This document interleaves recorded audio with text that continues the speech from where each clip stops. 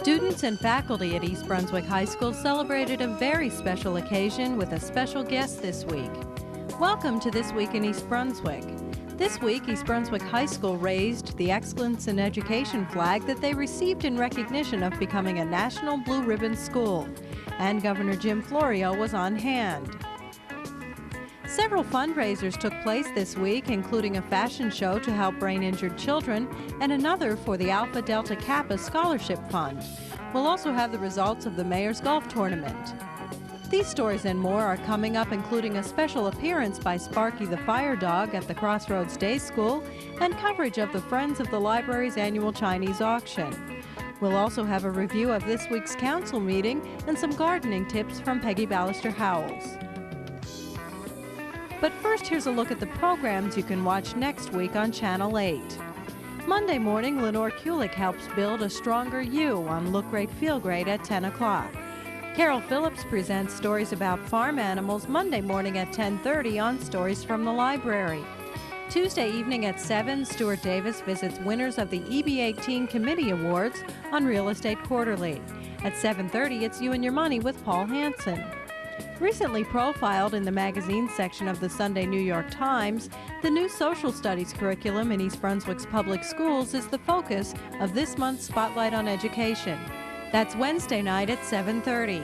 At 8 o'clock Wednesday, Laura Ivan talks with local junior high school students about the ups and downs of being 13. That's on 18, Growing Up in East Brunswick. The Township's weekly news and information program, This Week in East Brunswick, returns at 7 and 8 Thursday night, and at 7:30, Steve Sackman gets some pointers on acupuncture and podiatry on Let's Talk Health. For Saturday's recasts of the week's shows, see the Community Bulletin Board. On Wednesday, Governor Jim Florio was the guest of honor at the Celebration of Excellence at East Brunswick High School. East Brunswick was one of 222 schools out of thousands in the nation to be designated a National School of Excellence or a Blue Ribbon School. The U.S. Department of Education conducts the Secondary School Recognition Program annually, selecting schools that exemplify excellence in education. At this week's ceremony, held at the J. Doyle Memorial Field, a flag was presented to the school system by U.S. Department of Education Representative Herbert Stupp.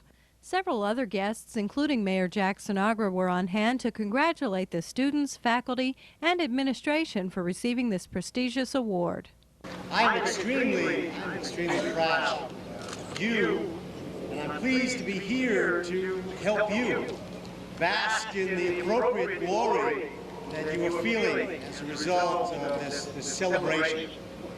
And what it is that we're celebrating is not only your accomplishments. In a sense, we're celebrating you receiving this award, the fact that we have young people here in New Jersey that are setting the way for excellence, all of us here in this state. Other speakers included Dr. John Kopko, Superintendent of Schools, George Stapleton, President of the High School Student Council, and Neil Rosen, Vice President of the Board of Education. Director of Community Relations for the schools, Amy Fisher, spoke with Governor Florio. Hi, I'm Amy Fisher, and today I'm at East Brunswick High School with a really distinguished guest, Governor Jim Florio. Welcome, Governor. Thank you, Amy. I'm happy to be here. It's a happy occasion. We're all celebrating the honor that was given to East Brunswick High School, but in a sense, we're all celebrating New Jersey as well, because we hope the standard that East Brunswick has set is going to be one that all of our schools before too long will be able to meet, and that we'll have all of our schools as schools of excellence. Well, we're certainly happy that you took the time to come here today. We really appreciate your support of this project. Well, Amy, there's nothing more important for any of us than to make sure that all of our children get a good education. And we're talking about the leaders of the future. We're talking about the workforce. We're talking about the economy. I'm very enthusiastic about what's been done here and how it is that we're going to try to do the same thing in all of our other schools. Here we are now with Mayor Jack Sinagra and Principal Charlie King and Assemblyman Mike Baker. Mayor Sinagra, what does this award do for the town of East Brunswick? I think it makes us all very, very proud. And it also gives us, we've always been dedicated to education, and I think it just further pushes us to keeping that excellence within our community. And Mike, you happen to be a graduate of East Brunswick High School. Was East Brunswick High School so illustrious in the days when you were here? I probably didn't notice it back when I was here, Amy. I'm proud to come back and be here for the ceremony. It was neat to sing the alma mater. After 16 years, I still remember the words. What makes me particularly feel good about it is seeing all the folks who used to be teachers, like Mr. King and Coach Ty and everyone else, who are now the administrators who've helped bring the school along. Well, thanks for being here, both of you. And here's Mr. King, our proud principal. How do you feel today, Mr. King? Proud. Extremely proud. I mean, to have the governor of the state, and certainly Mayor Sinagra and Assemblyman Baker, who you said was a graduate. I remember when he was a wrestler at the time, I think. I'm proud, simply proud to be the principal. And 4 years ago, we set on this goal, which you know. And what we wanted to do was to really make everyone aware of what the great things that were going on in this building. And we have outstanding students, as I said before, and we have parents that are interested and are dedicated, and that all helps. But we have tremendous teaching staff and a support staff, and that's really what makes the difference in East Brunswick. Well, thank you very much, and congratulations to everybody. This week is National Fire Prevention Week, and East Brunswick's fire companies and commissioners jumped at the chance to get the word out to township youngsters about how to prevent household fires. Tuesday morning, Fire Commissioner John Kerwin, chairman of the Prevention Program Committee, visited the Crossroads Day School on Old Stage Road, along with several Sesame Street faces familiar to preschoolers. Sparky the fire dog made an appearance and was greeted with open arms and lots of enthusiasm by the children, who listened attentively as he and Commissioner Kerwin taught them one way to keep smoke detectors working. And your parents should check your smoke detector every month to make sure it's working. Because everybody's going to go home and tell mom and dad to check their smoke detector? Very good. What do you think about a program to where when you change the clock ahead or back, you change your battery in the smoke detector? That's a very good idea. That's why he's a chief. He's really smart. We should all listen to that.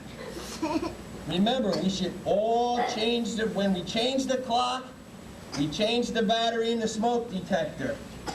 Can I hear everybody say that? Yeah! All right, ready? When we change the clock, change the battery in the smoke detector. Very good. Let's all give ourselves a big clap. Outside in the school's parking lot, firefighters helped the children to an inside look at a fire truck and explained the use of some of the apparatus. Representatives from East Brunswick's 3 fire districts have visited all schools in town, and on Saturday will celebrate Fire Prevention Week's grand finale. This Saturday, do we all know where the big shopping mall is? Yeah. This Saturday, me and all my fireman friends will be up at the mall. And we're going to show you all our fire trucks. Would you guys like to see our fire trucks? Yeah! Well, you have to be sure to come to the mall this Saturday to see our fire trucks, okay? Okay. All right? What day is it on? Saturday. Okay, very good. Very good. Bye-bye. Hundreds of people turned out last Friday night for the 14th annual Friends of the Library Chinese auction. The auction was held at the high school and raised almost $5,500. Local Girl Scouts volunteered to help the Friends by distributing prizes to the winners. Girls from Cadet Troop 839, Cadet Troop 879, and Junior Troop 1136 lent a hand. The Friends is a nonprofit organization of 1,500 members dedicated to the support of the library. Friends sponsor fundraisers like the Chinese auction and annual book sale, which enable the library to provide important programs and services not covered by the library budget. Friends underwrite special library programs for children, teens, and adults, and support literacy training through the Literacy Volunteers of Middlesex. Over the years, the Friends' gifts have been many and include materials like the PBS Library Video Classics collection, equipment like the public use computer, and furnishings for all departments. For information about becoming a friend of the library, call the library at 390-6783. Choices! You gotta make choices.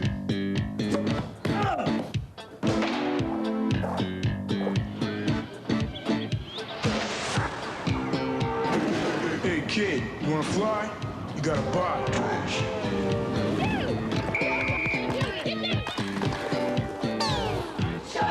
Come on kid, let me hook you up. Exercise the right choice. Visit your local park and recreation department today.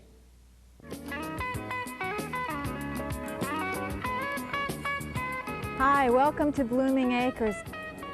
I think this smells like cherry lifesavers. It's one of my favorite roses here. Unfortunately, this bed was not well designed not to accommodate the roses or anything else that's planted here. It's very rectangular, which I think is boring, but it's also much too close to the house.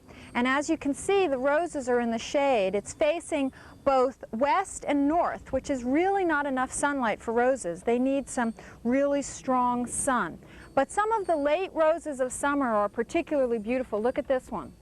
But you can also see that they've suffered during the summer. Early on, they were attacked by Japanese beetles. This is black spot, a common disease that gets on roses. You can see that the newer growth is much healthier, but they really do need some attention. They need to be moved, and we're going to transplant them this year.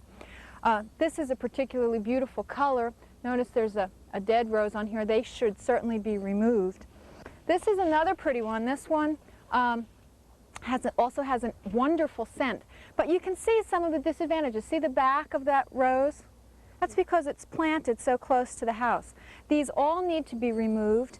If you are pruning roses and you wanted to take off some of these flowers, it's important to remove them back at least as far as where you have a complete leaf. See, the rose leaflet is made up of 5 little leaflets, and you should take it back at least that far if you wanted to remove them. Certainly, if you wanted to remove them as a cut flower, you could make a longer cut. But these all need to come out. They're going to be moved, and we're going to start a whole new rose bed. I also have a whole bunch of roses to add to the collection, and I want to show you them. They're over here. Come on. These are the new roses, and I'm very excited about growing them because where I lived before, there wasn't enough space or enough sun. Now, they need plenty of sun in order to thrive, and we certainly have an adequate amount of that here at Blooming Acres. Now, this is a small rose. There are many different kinds of roses, and these I'm excited about putting in the front, so it will allow varying levels of height when they're in bloom, and it will increase the interest of looking at the bed. One of the problems with a bed of roses is that very often the trunks are not particularly attractive, and they are grown primarily for the flowers, and a gradation of height will add to the level of interest. So this is a small one. This is one of my favorite roses. This is the Peace Rose, and it was named that at, I believe, World War II, and was named the day that peace was announced with the war in Europe. And so that was a very special flower. See, as it opens, the color fades, but it sort of, the edges are, that's almost lilac-y pink color. Very pretty. Now this is a different kind of rose entirely. This is actually a bush rose, and you can see on the flower here that it's a single rather than a double, but it grows more like a bush, fuller. You can see it has many branches, and this will go in the back because it will get big and will grow bush-like, where the others will be more of your typical rose type of growth habit.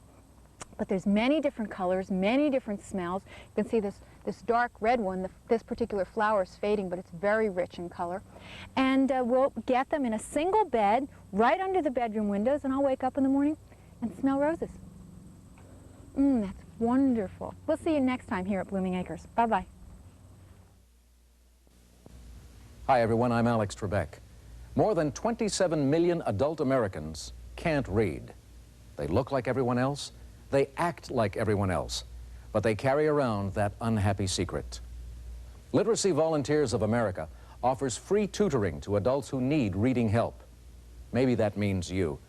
The first step is going to be the hardest, picking up the telephone and saying you want to change your life. Take that step, please. You too can be a winner. Call this number.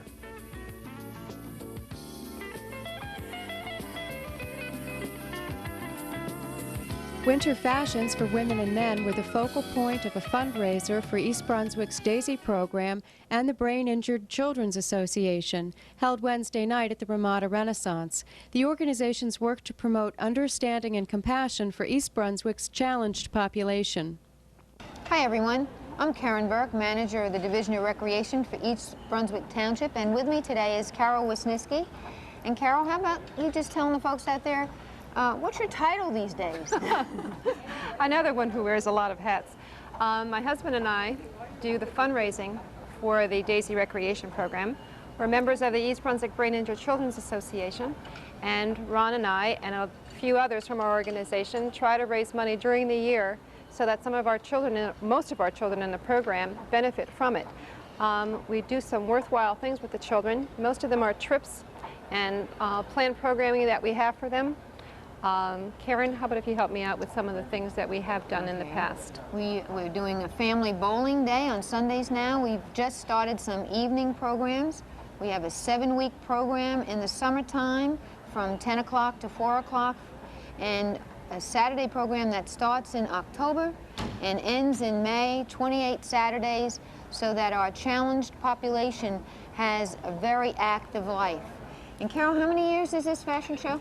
This is our 5th year of having fashion shows. This year we have Ladies' Choice from Manalapan, and When, Where, and How does men's fashions, and they're here with us this evening also. We have men and women tonight.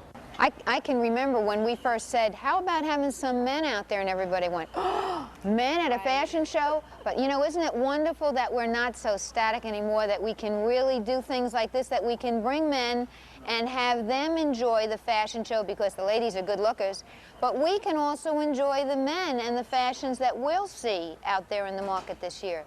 So on behalf of BIC and for the DAISY Recreation Program, thank you so much to you and Maria Skank and Sally Yachman and to every member that has worked so hard. Come out and support us in all of our other ventures. The DAISY Fair, that's a family event.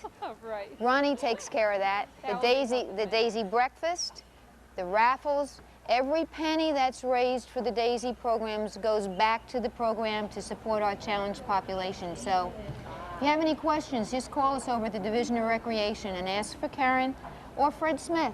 The number is 390-6797. We'll be happy to help you. Kat, thanks. Great job. Thank you. Thank you for coming, everyone. Bye-bye. On the other side of town, another fashion show was taking place to benefit scholarship recipients.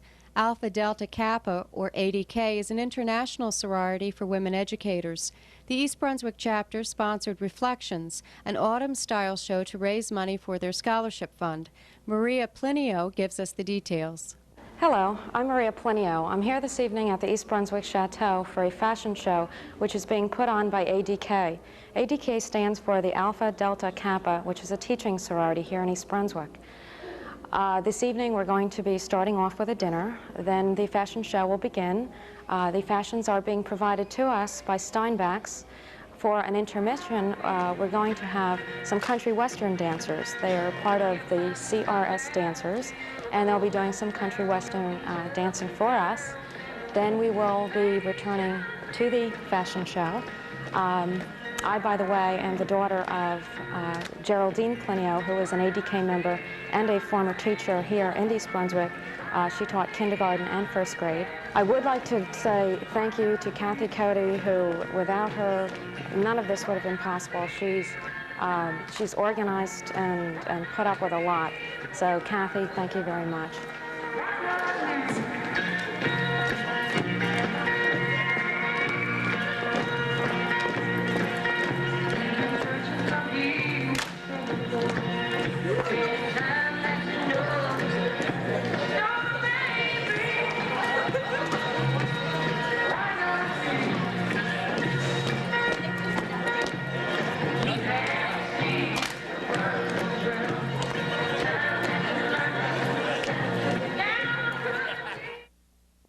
East Brunswick held its 3rd annual Mayor's Scholarship Golf Outing at Tamarack on Wednesday, October 2nd.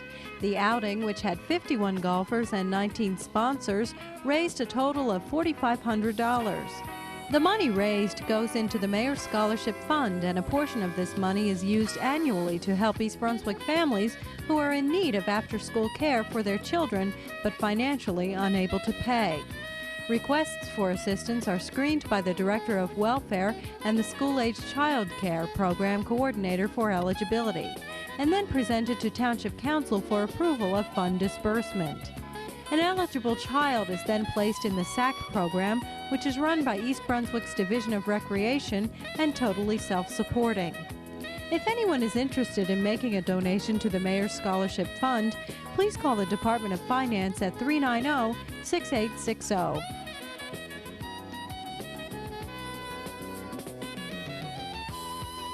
At Monday night's Township Council meeting, the first portion included a special action meeting to vote on a resolution to go into a closed session. The closed session was to involve discussion of the negotiations and litigation of the suit filed against the Township by former tax assessor Walter Kosel. The Township then proceeded with the scheduled agenda meeting, which started with a presentation by Director of Public Works, Mike Opaleski. Opaleski explained to the Council how a new solid waste and recycling program would benefit the Township. What we did is we combined 3 contracts that are presently existing in the town. One is solid waste collection, one is the newspaper collection, and the other is the other recyclables, glass and aluminum. Those 3 contracts existing paid out about $1.4 million between July 90 to July 91.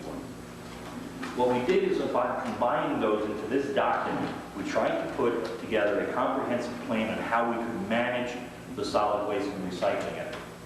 Combine, have one contractor responsible for it, give him an incentive to look for new markets by increasing white goods, bulky waste, and more material will be picked up at the curb.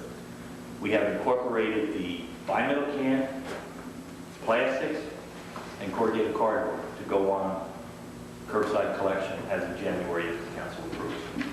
After answering several questions from council members, Opaleski went on to discuss a possible amendment to the current recycling ordinance. The market recyclable, you'll notice that the comment of recycling pays has long gone. Well, it doesn't pay. It only pays for the haul. It costs us a lot of money. Our contract is not going to cost us that much. We're looking at a contract, if we take it for the 5-year period, we're looking at an expense of just over $1 million. So what I'm saying is we're a year. So we're spending about $1.4 million, and under the contract that we have in front of us, we're looking at $1.1 million and change. So we're looking at a $300,000 savings. We feel it's significant, and we feel over the course of 5 years that there will be a substantial savings. Also at Monday night's meeting, several other action items appeared on the agenda, including a request by the New York Sports Club to put their sign on a township right-of-way, an agreement between the township and the county for improvements to the intersection of Church Lane and Riva Avenue, and an agreement for a drainage study of Old Bridge Turnpike. Look for these items on agendas of upcoming meetings. That's all for now. Thanks for watching.